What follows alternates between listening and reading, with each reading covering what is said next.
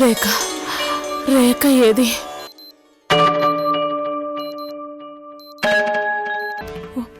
ఉషా రాలేదా? ఎవరన్నా చూడాలని కోరుకుంటుంది కదా, వెంటనే వాళ్ళని పిలిపించండి. డాడీ డాడీ నేను ట్రై చేస్తాను డాడీ, నేను వెళ్ళి తీసుకొస్తాను. వెళ్ళు, త్వరగా త్వరగా వెళ్ళు.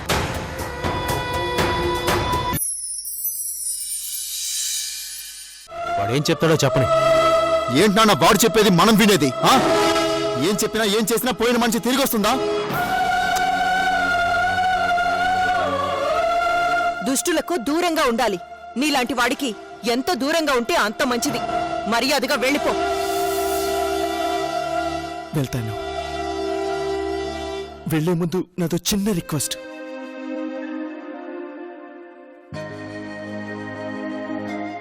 మీ అందరికీ నా మీద కోపం ఉంటుంది, నాకు తెలుసు.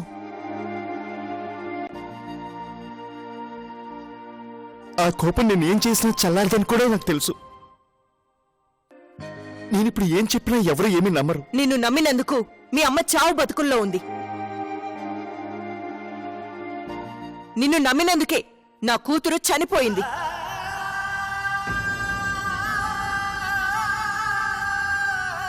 నాకు తెలుసు అత్తయ్య, నేనెంత పాపం చేశానో. ఇప్పుడు నేను రియలైజ్ అయినా ఏం చేయలేను. పోయిన ప్రాణాన్ని ఎలాగో తీసుకురాలేను. కనీసం ఉన్న అమ్మనైనా కాపాడుకుందామని వచ్చాను.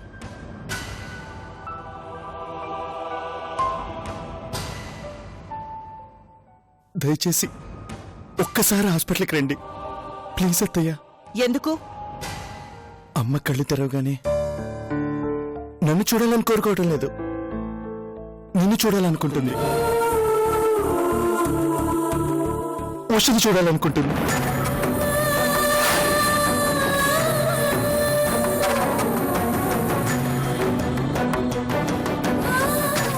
నా తప్పుకి అమ్మని బలి చేయకండి ప్లీజ్ అత్తయ్య, ఒక్కసారి రండి. ఇప్పుడు మరో డ్రామాకి తెర తీసావా? ఇదో కొత్త నాటకమా? నాటకం కాదు, నిజం. అమ్మని నేను మోసం చేశాను కానీ అమ్మ దుర్మార్గురాలు మాత్రం కాదు.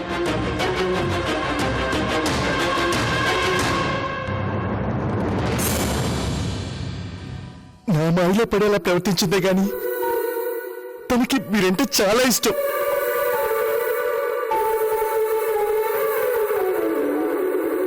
నా గురించి మొత్తం చెప్పేశాను.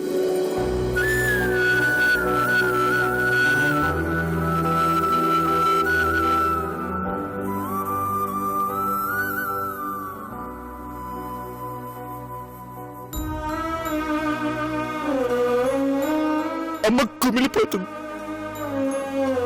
మీరు కనిపిస్తే సారీ చెప్పాలని ఎదురు చూస్తుంది అత్తయ్య.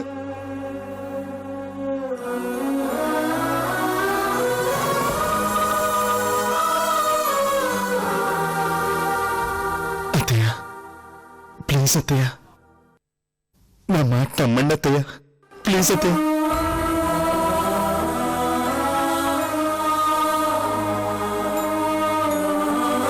బావా ప్లీజ్ బావా, నా మాట నువ్వేనే నమ్ము బావా.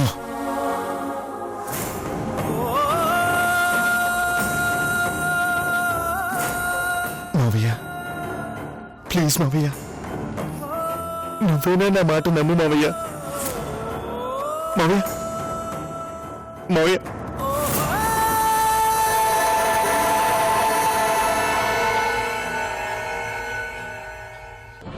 ఇవి చేతులు కాదు కాళ్ళు అనుకో ఉషా. కావాలంటే మీ అందరి కాళ్ళు పట్టుకుంటాను. నా మొహం చూసి కాదు, కనీసం అమ్మ మొహం చూసేనే రండి ప్లీజ్ ఉషా. ఉషా ప్లీజ్ ఉషా. ఒరే ఒరే ఆపరా నీ నటన.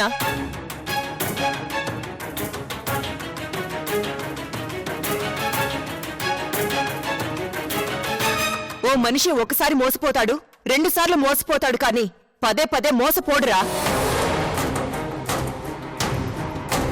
ఇలాంటి నటనలు చాలా చేశావు.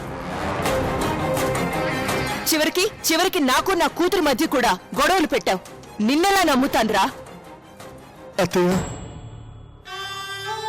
నా బతుకు నాన్న పులి కథలో తయారైంది. నిజం చెప్పని రోజుల్లో అందరూ నా మాట నమ్మారు. నిజం చెప్తుంటే ఎవరు నమ్మట్లేదే. మావయ్య ప్లీజ్ మీరైనా అర్థం చేసుకోండి. నాన్నకి మీకున్న సంబంధం ఒక్కసారి గుర్తు చేసుకోండి మావయ్య. నిజంగా అమ్మ మిమ్మల్ని చూడాలని కోరుకుంటుంది. అమ్మకి ఏదైనా అయితే నాన్న తట్టుకోలేరు.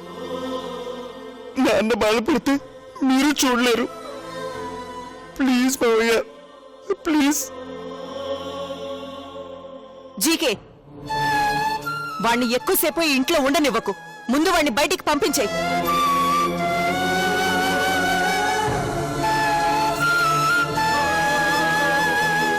అలాంటి మనిషి ఎక్కువసేపు ఈ ఇంట్లో ఉంటే ఈ ఇంటికి అరిష్టం చుట్టుకుంటుంది.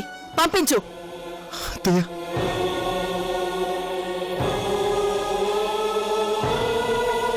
రేయ్ బయటికి వెళ్ళరా. చెప్పేది నీకే, పోరా బయటికి. బావా చెప్పేది నీకే రా. జీకే వద్దు. రఘు, వాణ్ణి ఆపుకు. జీకే, నెట్రా బయటికి. నాన్న చెయ్యి వదలండి, నాన్న చెయ్యి వదలండి. పోరా బయటికి. చెప్పేది నీకే, పోరా బయటికి. బావా నేను చెప్పే పదరా బయటికి.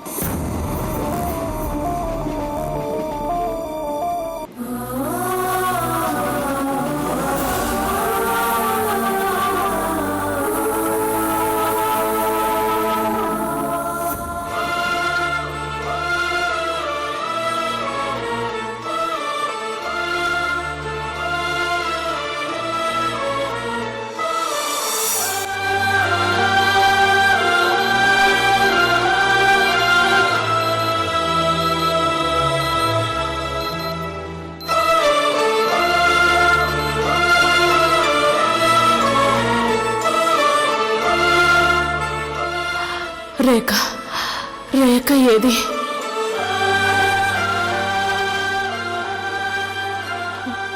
ఉష రాలేదా?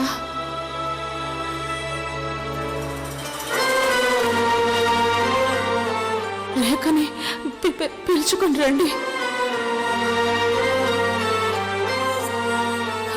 నేను తను చూడాలి.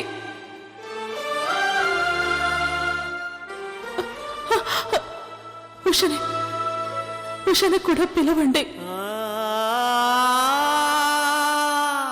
డాడీ డాడీ నేను ట్రై చేస్తాను డాడీ. నేను వెళ్ళి తీసుకొస్తాను. ఎక్కడికెళ్లారు? ఆవిడ మీకోసమే కలవరిస్తోంది. వెళ్ళండి, వెళ్ళి కనిపించండి. ఆవిడెవరన్నా చూడాలనుకుంటుంది కదా, వాళ్ళని తీసుకొచ్చారా? అక్కడికే వెళ్ళొస్తున్నాను డాక్టర్. సరే, వెళ్ళి ముందు ఆవిడకి కనిపించండి.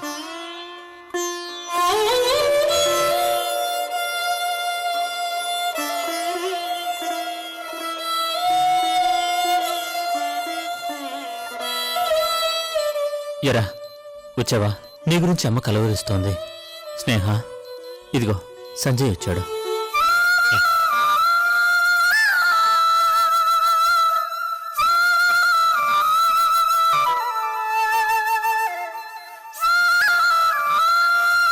అమ్మా అమ్మా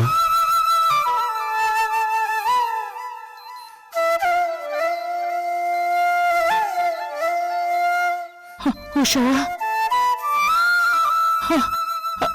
ఉషా రేఖ అమ్మా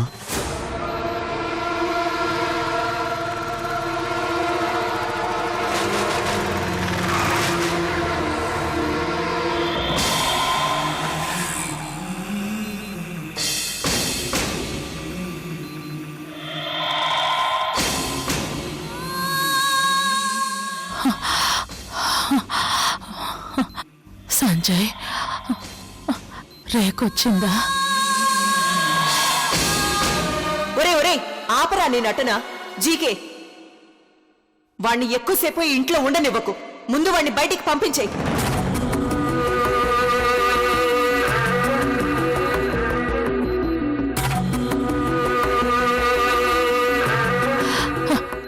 ఉషా ఉష ఎదురా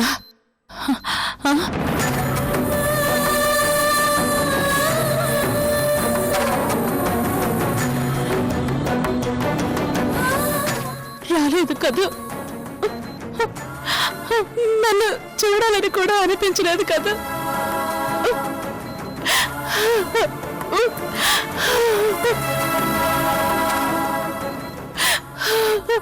వాళ్ళ తప్పు కాదు, తప్పంతా నాదే నాదే.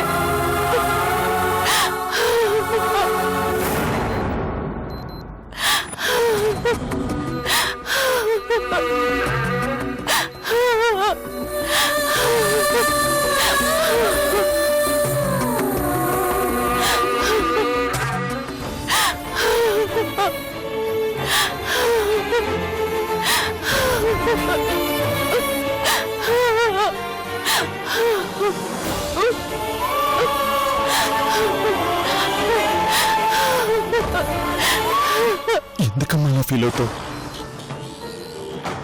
అత్తయ్య ఎలాంటి మనిషో నీకు తెలీదా?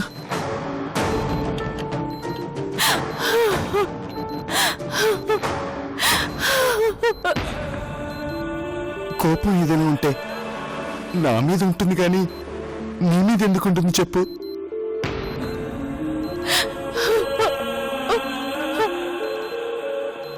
అవును స్నేహ,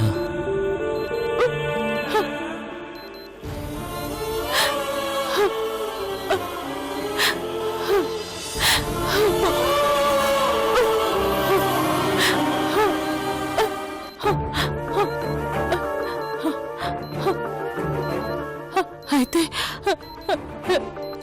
అయితే రేఖ వచ్చిందా?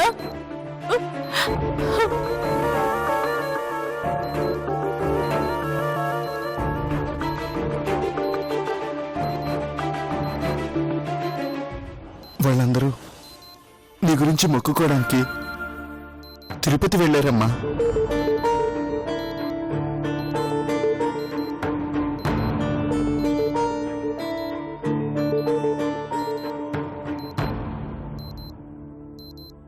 నిజమా?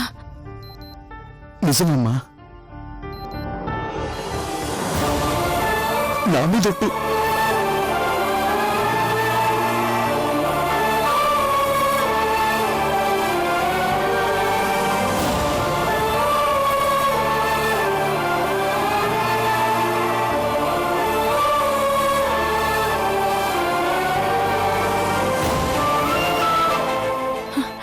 నాకు తెలుసురా, మీ అత్తయ్యది చాలా మంచి మనసు. తనకి నేనంటే ప్రాణం.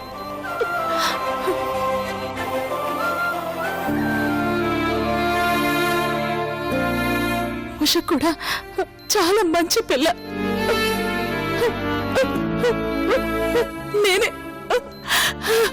నేనే చాలా మాటలు అన్నాను.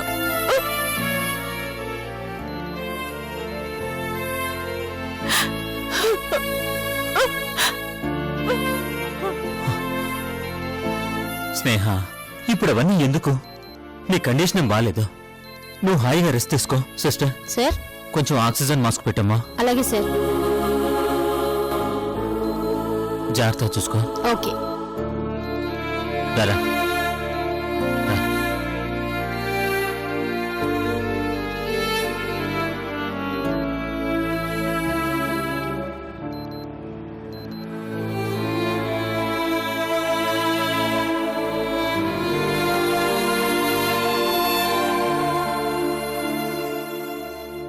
ఎరా నిజంగా రేఖ ఉష తిరుపతి వెళ్ళారా? అడిగేది నిన్నేరా, చెప్పు. లేదు డాడీ, అబద్ధం. మరి నీ మీద ఒట్టేసుకుని మరీ చెప్పు. నా మీద కాబట్టి చెప్పాను డాడీ, ఎందుకంటే నాకేం జరిగినా ఏడ్చేవాళ్ళు ఎవరు లేరుగా.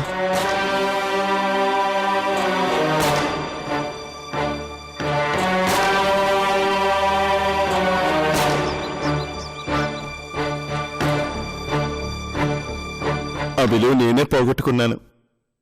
అమ్మకి నిజం చెప్పలేకపోయాను. రేఖ రానంది కదూ?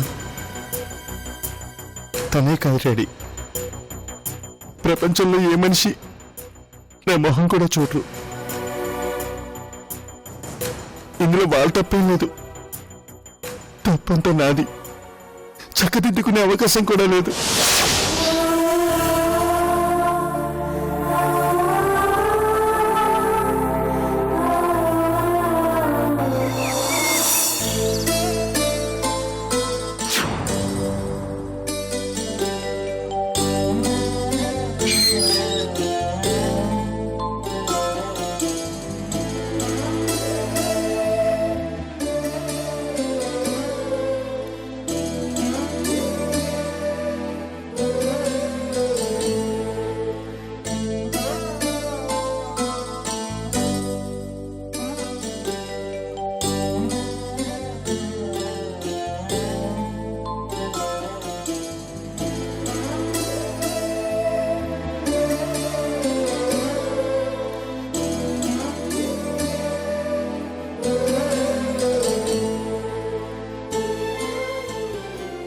ఎక్కడికెళ్ళావు?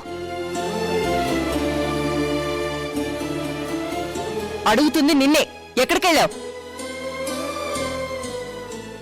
అత్తని చూడ్డానికి హాస్పిటల్కి వెళ్ళానమ్మా.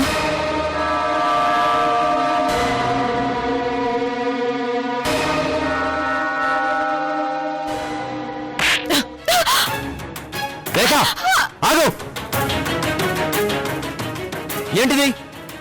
అది ఎక్కడికెళ్ళిందో అడుగు. ఎక్కడికెళ్ళింది? ఎవరినైతే నేను చూడనని భీష్మించుకుని కూర్చున్నానో వాళ్ళని చూడడానికి వెళ్ళింది.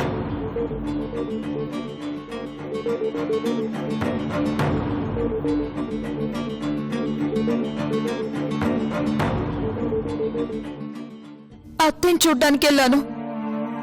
నిజంగానే అత్తయ్యకి బాలేదు నాన్న. బాగోలేదని నాకు తెలుసు, కానీ ఎందుకు వెళ్లకుండా ఉన్నామో అది తెలీదా? అంటే వాడొచ్చి మొసలి కన్నీళ్లు పెట్టుకుని నేను మారిపోయానని ఒక్క మాట చెప్పగానే వెళ్ళిపోతావా? వెళ్ళినంత మాత్రాన ఉషని ఎలా కొట్టడం ఏంటి రేఖ? నీకు తెలీదు రఘు నా బాధ. మనుషులు పోయాక వచ్చే మార్పు ఎవరిని ఉద్ధరించాలని? మనిషి చావుబోతూ బెడ్ మీద రియలైజ్ అయ్యి ఏం లాభం? అవతల పడాల్సిన కష్టాలన్నీ పడ్డాక, పెట్టాల్సిన కష్టాలన్నీ పెట్టాక చివరికి ఒక్కసారి చెప్తే సరిపోతుందా?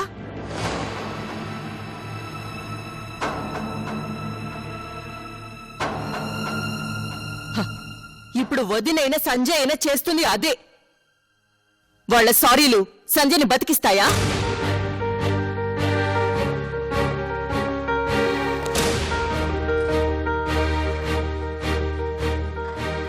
నిజమే రేఖ, సంజయ్ని బతికించదు. కానీ మనం కూడా వాళ్ళలా ప్రవర్తిస్తే వాళ్ళకి మనకి తేడా ఏంటి రేఖ? తేడా ఉండకూడదు రఘు, ఉండకూడదు.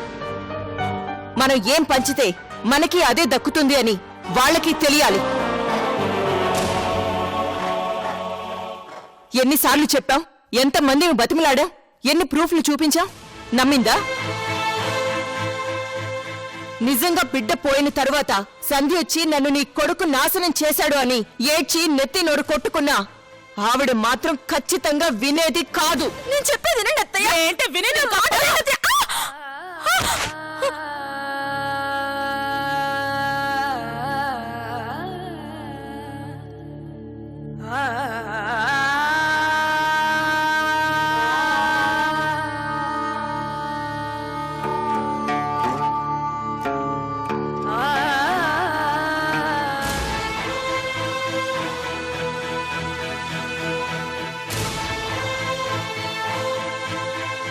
ఆవిడలో మార్పు నమ్మొచ్చు కాని వాడిలో మార్పు నమ్మలేను, నమ్మను కూడా.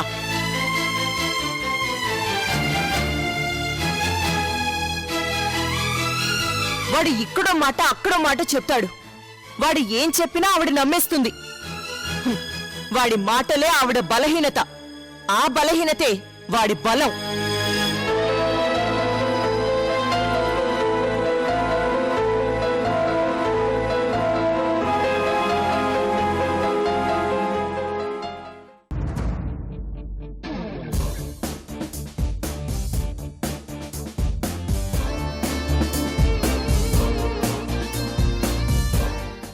ఏంటి మళ్ళీ మరో నాటకానికి తెరలేపావా?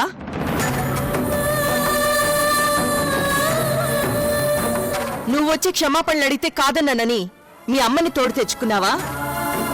మీ అమ్మే కాదు, ఎంతమంది వచ్చి చెప్పినా నిన్ను మాత్రం క్షమించేదే లేదు.